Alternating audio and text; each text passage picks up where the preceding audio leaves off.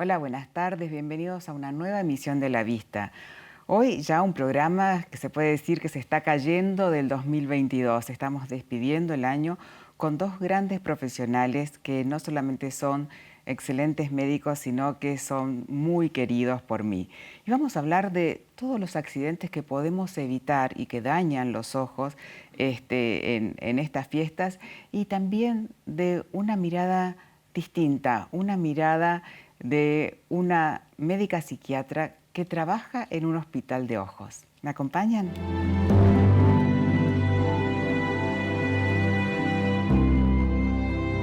Y en este primer bloque de La Vista vamos a hablar con un médico oftalmólogo a quien quiero mucho, el doctor Fernando Scatini. Gracias, Fernando, por venir. Gracias a vos por invitarme una vez más, Amalia. Una fecha muy especial, Fernando, y te voy a presentar para nuestros televidentes que no te conozcan, aunque el doctor Scatini es un amigo de la casa. Es médico oftalmólogo, director en medicina, profesor titular de la Cátedra de Oftalmología en la Fundación Barceló, es director del Hospital Oftalmológico Dr. Pedro Lagleize y fue director de mi hospital, del Hospital Santa Lucía. Así que Fernando tiene una vasta trayectoria y una larga experiencia en todo lo que es emergencias oftalmológicas. Y es cierto, Fernando, que más del 90% de los accidentes que suceden en casa muchas veces en estas fiestas se pueden prevenir. Sí, por supuesto. Afortunadamente en los últimos años disminuyó mucho la casuística de accidentes por la pirotecnia, ¿no? Sí, es cierto.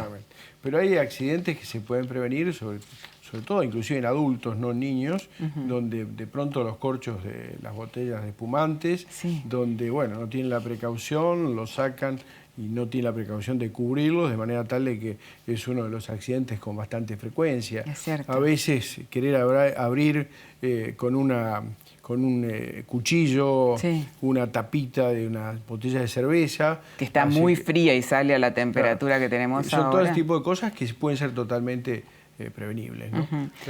Afortunadamente el tema de la pirotecnia disminuyó mucho, pero bueno, vemos muchos chicos con accidentes todavía y que en realidad no son los culpables ellos cuando no tienen el acceso a poderlos comprar, sino son los adultos los responsables de eso, pero bueno.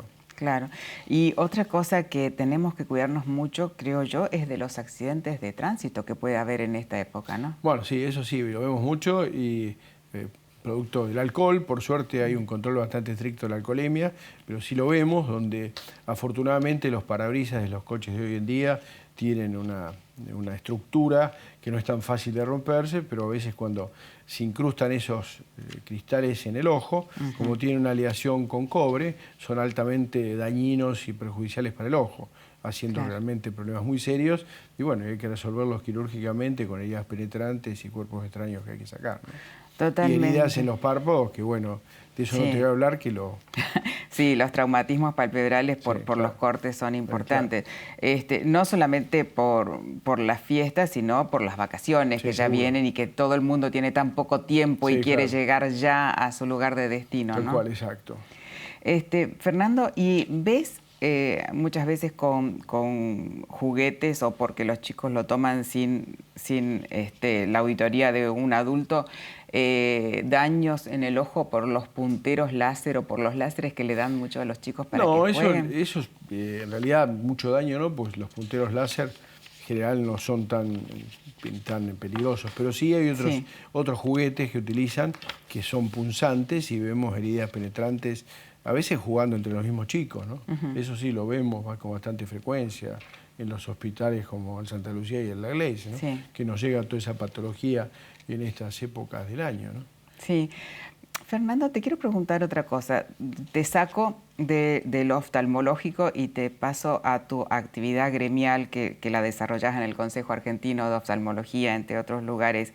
Estamos los oftalmólogos bastante preocupados por esta nueva ley que está saliendo en provincia de Buenos Aires, ¿no? Realmente es preocupante porque van a poner en manos de la visión, que es algo preciado, justamente en manos de gente que no son médicos, que no son oftalmólogos, que son los optómetras, donde hacen un curso de 3 años, es un curso nada más, tal cual, no es una carrera, pero bueno, ha sido habilitada y es posible que a lo mejor la provincia, esperemos que no cometa ese error, de habilitarlos para poder hacer ejercicio de la profesión. Ya se ha visto en países que esto lo tienen autorizado hace mucho tiempo, en Estados Unidos y en algunos estados más que en otros de Estados Unidos, Sí. En Europa, en algunos países donde está autorizada la optometría, donde tienen la particularidad de poder recetar los anteojos, hacer prácticas quirúrgicas, a veces quieren hacerlas cuando no son médicos, y lo peor del caso es que si uno comete un error como médico, bueno, la ley nos va a castigar de alguna manera, pero ellos no los castigan porque no son médicos, entonces la mala praxis para ellos no existe. Entonces realmente es muy preocupante poner en manos de esta gente a la población y que no se tenga conciencia. Entonces yo creo que, bueno, a lo mejor los funcionarios de turno no han sido bien asesorados y creo que todavía estamos a tiempo de hacer un llamado de atención y decirles cuál es la realidad de la optometría para que no cometan esos errores autorizando el ejercicio de la misma, que creo que sería terrible, ¿no? Totalmente. Yo quiero aclararle a la gente que no es una cuestión económica la que estamos defendiendo los médicos, sino se trata de la salud visual. Tal cual. Que los controles anuales no son solamente para cambiar la refracción, para cambiar el anteojo. Nosotros estudiamos al paciente, miramos el fondo de ojo, le tomamos la presión, miramos a ver si tiene ojo seco.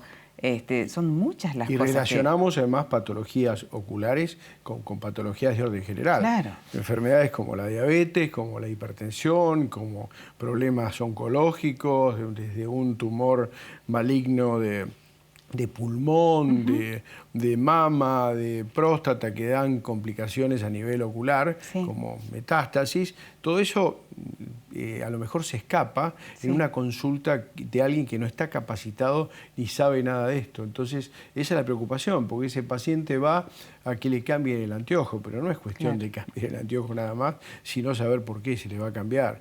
Y además todo no es sinónimo de cataratas, porque para mucha de esta gente no ves bien y es catarata, pero detrás de eso hay enfermedades en la retina, hay enfermedades de hipertensión ocular, hay enfermedades en la córnea, en fin, el ojo tiene muchísimas estructuras que pueden estar comprometidas y puede ser la causa de la disminución de la agudeza visual. Tal cual. Y se resumiría prácticamente al cambio de anteojos.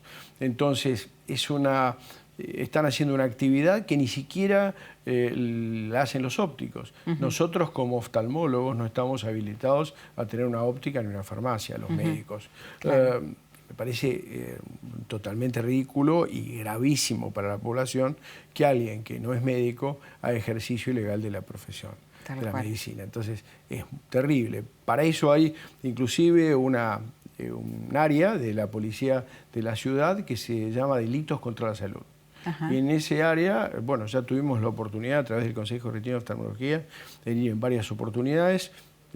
Uno fue a la cosa de 15 días y otro hace un mes, que fueron médicos del hospital nuestro acompañando a la policía, y había gente que estaba haciendo ejercicio ilegal de la oftalmología, no eran ni ópticos ni médicos, estaban prescribiendo anteojos, haciendo diagnósticos, tenían inclusive, ya habían tomado señas de algunos anteojos que le habían prescrito a la gente. No te puedo creer. Y fueron detenidos en la primera oportunidad 2, en la segunda 3, y bueno, se incautaron un montón de equipamiento que bueno, el juez dispuso que se entregaran a hospitales oftalmológicos como buen criterio. Pero realmente es preocupante y todavía, me decían no hace mucho, la misma gente de Delitos contra la Salud, me dice, y estamos por hacer algo que, bueno, vamos a tener que molestarte de vuelta. Para mí no es ninguna molestia, al contrario. Me parece algo fundamental acompañarlos porque realmente no podemos permitir que la población esté expuesta a gente que no es médica y que está haciendo un ejercicio ilegal, ¿no? No, totalmente de acuerdo. Qué bueno tenerte y qué bueno que le puedas explicar a la gente todo esto que está pasando y que la gente misma tome precaución, que no tiene que, habiendo hospitales públicos tan importantes y con gente tan bien preparada, es muy fácil conseguir turno ahora, es muy sencillo, ya no son más las colas a las 5 de la mañana como era antes, ahora está todo digitalizado y no hace falta que recurran a alguien que no es médico oftalmólogo. En un país donde el acceso a la salud es gratuita. Totalmente. Entonces, yo creo que me parece que eso no es terrible que ocurra. Entonces, hay que de alguna manera alertar a la población, alertar a nuestros funcionarios y a todos aquellos que pueden de alguna manera con una firma convalidar algo que realmente es totalmente fuera de lugar, que no es serio y que exponemos a toda la población a problemas gravísimos. Tal cual. Gracias, Fernando. Muchas gracias por tu visita, muchas gracias por este mensaje y muy feliz año nuevo. Gracias igualmente para vos, para Daniel. Gracias. Vamos a una pequeñísima tanda y volvemos con más a la vista.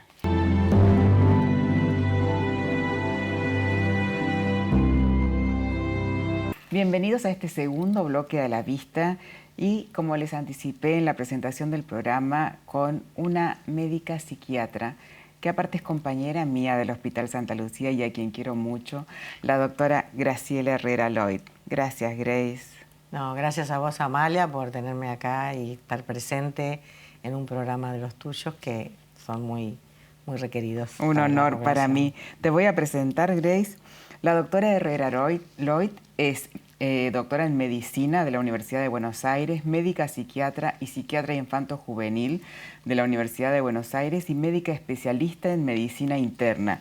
Y vos parte de tu profesión la ejercés en un hospital oftalmológico, Grace. Y vos sabés que uno de los objetivos de este programa, cuando decidimos comenzar con él, fue informar a la población, porque la gente le tiene miedo a lo que desconoce y al ojo le tiene mucho miedo. Siempre pensamos que si nos dicen por la calle te tenés que poner un stent, todo el mundo sabe de qué se trata porque el gran René Favaloro lo distribuyó conocimiento a diestra y siniestra, pero del ojo se sabe muy poco. Y vos debés experimentar eso, ¿no? Gente que le tiene miedo a la cirugía. Sí, la realidad es que el equipo de salud mental trabaja de hace muchos años. Sí. Y bueno, no nos olvidemos que los ojos y la percepción son fundamentales para el crecimiento y desarrollo de las personas. Sí. La mirada de los otros está puesta sobre el desarrollo, digamos, del universo a través de la mirada.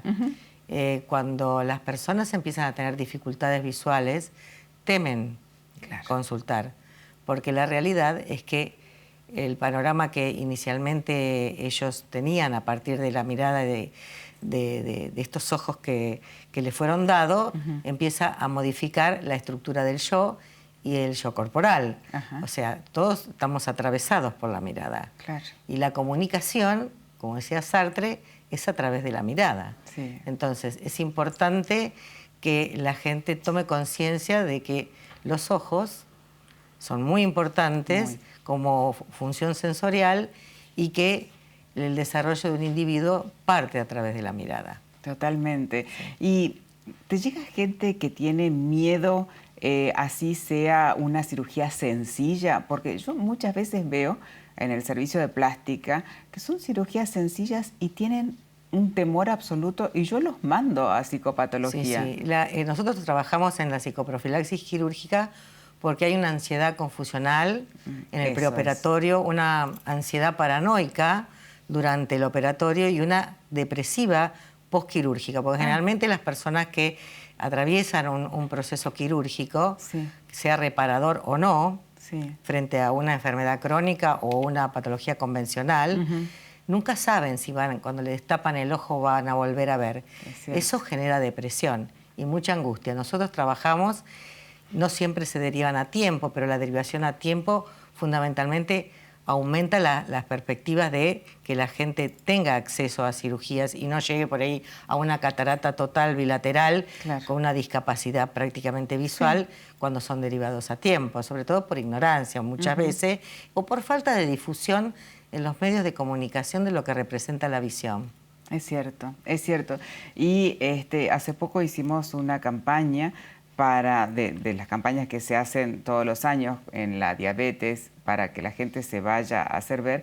Y el paciente diabético es un paciente muy especial, ¿no? Que necesita atención psicológica. Sí, fundamentalmente el paciente diabético depende de la edad del diagnóstico. Es una patología genética en muchos casos y muchas veces adquirida por insulinoresistencia o sea, desarrollan la diabetes en edad más adulta, pero cuando generalmente llegan al Hospital Santa Lucía o a cualquier hospital oftalmológico, el paciente es un paciente que no adhirió al tratamiento claro, ni a las condiciones que correspondían tanto de nutrición como de cuidado, porque la retinopatía diabética es uno de los estados terminal de la diabetes. es cierto. Que después sobrevienen las amputaciones, el aparato musculoesquelético. Es una enfermedad crónica silente. ¿Qué quiere decir silente? Que no se sienten los síntomas de la enfermedad. Claro, que no por eso duele. no toman conciencia Claro. las personas, porque no tienen por ahí una profilaxis previa adecuada para poder tomar conciencia de lo que representa la enfermedad, y fundamentalmente porque el gasto en salud que representa la diabetes es altísimo, siendo una enfermedad que se puede controlar. Sí, tenés razón, tenés razón. Muchas veces son pacientes negadores. Sí, la negación es uno de los mecanismos de defensa que tienen las enfermedades del ojo. Los mecanismos de la negación, la formación reactiva, y bueno, son muy fuertes en este caso en las pacientes con patología ocular. Inclusive pacientes con enfermedades crónicas, maculopatías, tanto la retinopatía o el glaucoma, el paciente tiene unos mecanismos muy incorporados, tienen miedo a que el otro que te está mirando sepa que no ve. Se dé cuenta que no ve, es cierto lo que decís. Entonces, por ahí se dejan estar o utilizan el aislamiento como mecanismo de defensa. Y bueno, los estados emocionales son muy variables. Sí. Uno tiene que tener, lamentablemente no puede siempre, pero tener la mirada oportuna de cuando se producen las enfermedades y poder intervenir. Y sí. Grace, ¿te han derivado alguna vez pacientes con síntomas que parecían que eran síntomas psicológicos o trastornos psiquiátricos y eran realmente síntomas oftalmológicos o neurológicos? Sí, la realidad es que hay muchos pacientes que han venido con trastornos, digamos, porque hay que ver que en psiquiatría la alucinación es uno de los síntomas fundamentales que determina que un paciente pueda estar atravesando un cuadro demencial, una psicosis, una epilepsia del lóbulo temporal. En general los pacientes a veces se derivan por alucinaciones y hay un síndrome que es muy típico y que se ve entre un 10 y un 37% de los pacientes tienen este síndrome, que son portadores de maculopatías, de retinopatías, de glaucomas terminales, que tienen alucinaciones. Pero la característica de estas alucinaciones es que no tienen ese carácter persecutorio de la alucinación del paciente con enfermedad mental. En general son alucinaciones que tienen que ver con, las características son que son figuras que se agrandan y se achican, o se ven figuras geométricas que le dan la sensación a la persona que lo está viendo que sabe que no es real, porque no hay conciencia de que esto no está. Claro. El paciente lo ve, pero no puede discriminar por qué le sucede. Bueno, los dos últimos pacientes que vimos, era un paciente de 80 años que tenía una baja visión, producto de un glaucoma terminal, y que estaba sentado en su habitación y de repente sentía que del televisor le salían la gente que estaba haciendo el programa, se instalaba en la habitación y circulaba por la casa. Y también que le habían puesto una venta de herramientas en la habitación. Mira. Y le provocó un estrés terrible porque él lo veía, él no quería decirlo porque iban a pensar que estaba loco, claro, pero finalmente es una hipertensión que le desencadenó este síntoma, por lo cual la hija consulta y finalmente es derivado al hospital porque se descartó toda la patología por resonancia magnética, por estudio cardiológico, que el paciente tenía estos síntomas derivados de una patología crónica del ojo. Mirá. Y el paciente, bueno, lo tuve que medicar con quetiapina porque realmente eran invalidantes estas alucinaciones. En realidad no hay mucho tratamiento, es la iluminación del lugar donde permanece y bueno, y en el momento que aparecen las alucinaciones, que cambie de actividad para que estas alucinaciones puedan desaparecer.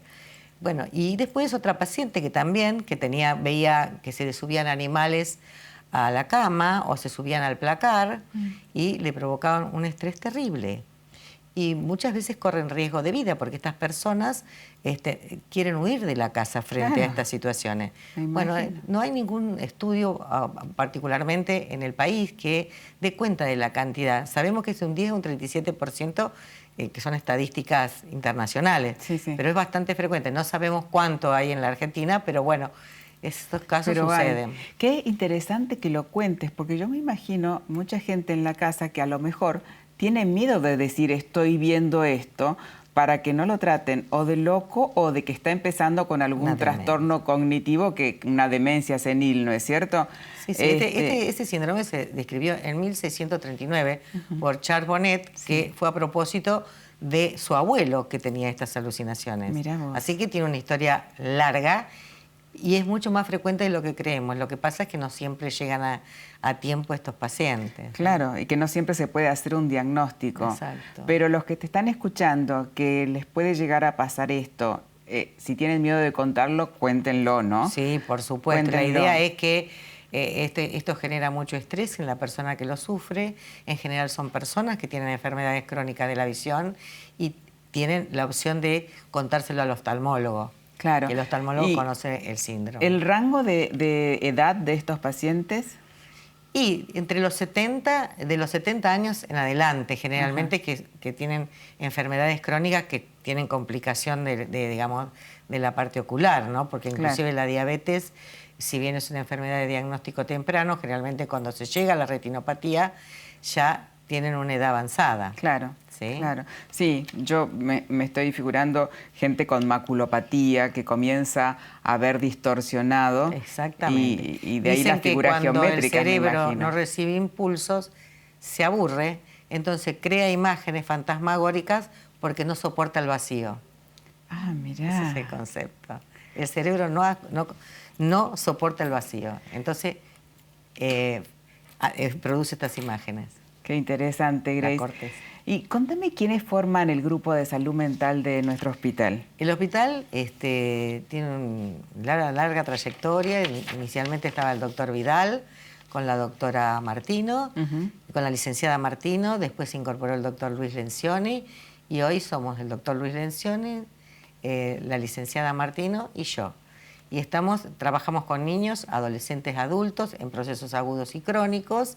Y sobre todo estamos dando mucho impulso a lo que es la baja visión, que no es ceguera, y hay que hacer una diferenciación, que si bien son personas con discapacidad, tienen muchos chances de habilitarse en su nueva condición y producir y ser gente productiva, conseguir trabajo y desarrollarse, ¿sí? Sí, están en toda la parte de rehabilitación que es tan importante, ¿no es cierto? Muy importante que más que rehabilitación es habilitación al nuevo estado, porque la visión no se recupera, la función no se recupera, pero sí se recuperan herramientas para poder hacer la vida más inclusiva para estas personas. ¿Sí? Es cierto. Qué importante la tarea que realizan. Te agradezco muchísimo, Grace, que lo hayas venido a contar. Yo creo que le abriste los ojos y le abriste el panorama a mucha gente que está en su casa en este momento y que quizá le está pasando esto o algún familiar o algún amigo y va a ser de una gran ayuda para muchos. Bueno, muchísimas gracias. Yo creo que hay que utilizar los servicios que se ofrecen en forma pública y darles el uso que necesitan. Tal cual, así es. Gracias y feliz año. Gracias a vos y que todo sea, que el programa siga por el año que viene también. Gracias, gracias, Grace. Y nos despedimos con la doctora Herrera Lloyd, deseándoles un muy feliz fin del 2022 a todos y que comencemos todos el 2023 con el pie derecho. Muchas felicidades y nos vemos el próximo martes a las 17:30 aquí en Canal Metro en A la Vista. Muy buena semana.